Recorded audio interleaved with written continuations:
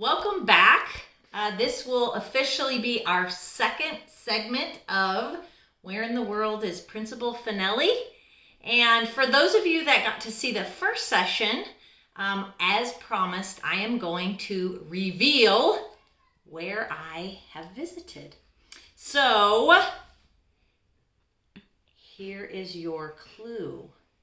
This is something I actually picked up after having visited Ukraine. And I've kept it for a really long time. It's just kind of a silly spoof off of Ukrainians and having visited Ukraine. But if you guessed Ukraine, then a big clap, shout out. I know some of you might have actually thought Russia, which you were not far off. Russia and Ukraine actually share a lot of things, one of those being foods. Some of the cultural traditions and holidays they share as well. And they're also very, very close. They share a border. But they are two totally different countries, and they have, over time, established very different cultures and some different dialects and language as well. So, what we're going to do next is I've decided to kind of break up the clues into two different portions. So we're going to go into the next set of clues here in just a minute, and I'm going to call them my geographical clues. And then after that, we will go into the next section, which will be more of my interactive set of clues where I get to dress up and show you some foods. So stay tuned. Okay, we're back for your set of geographical clues. I actually brought one of the object clues out because it's pretty awesome and I wanted you to go ahead and see it. This is an oar that has been hand carved and hand painted by someone in this location, native to this location. And so I wanted to go ahead and show. I also have another object clue, but I wanted to show you one in this little section here, which is pretty amazing. The next clue is that this particular place that I am at is in the continent of Oceania. So that might sound a little bit new to you, and it is new. It actually has taken the place of what we used to call the continent of Australia. So now we call it Oceania. And then the very last clue I'm going to give you is going to be my fun fact. And my fun fact is going to be that this particular place that I'm at is located in the Pacific Ring of Fire. So if you know what that is, that'll be pretty awesome. But you might actually have to go and research to see what is the Pacific Ring of Fire. You stop good. That is one of 820 indigenous languages spoken in this particular country.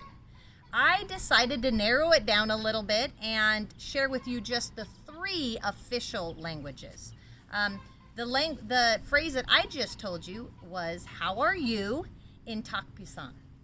There is a second official language, and that is English, but it is only spoken by about 2% of the population, and it's mostly among the governmental realm.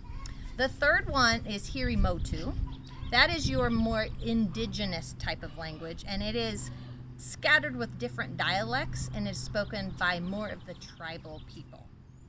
So, I am going to move on next to our clothing clues. As you can see here, I have a very, very old-fashioned type of style of look. This is worn among the Papuan tribes. It's your typical grass skirt.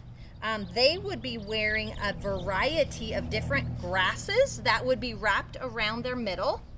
They would also be wearing headdresses, and they would have their faces painted in a variety of different colors and styles. Now, these types of items would be worn among the Papuan tribes.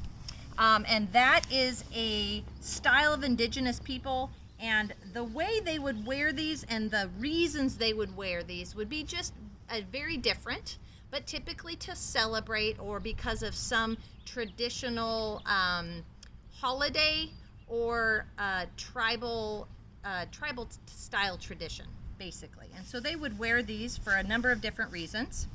The other style of dress is more within your Austronesian populations.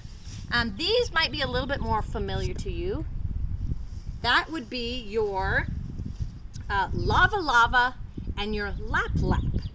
These are worn much more commonly, as I mentioned, among your Pacific Islanders. So I'm going to demonstrate for you now how to put on a lava lava.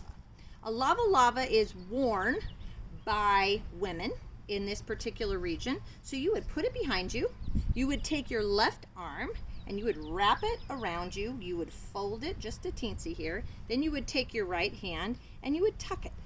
And this would be how they would wear their lava lava. A very traditional skirt, colorful and bright.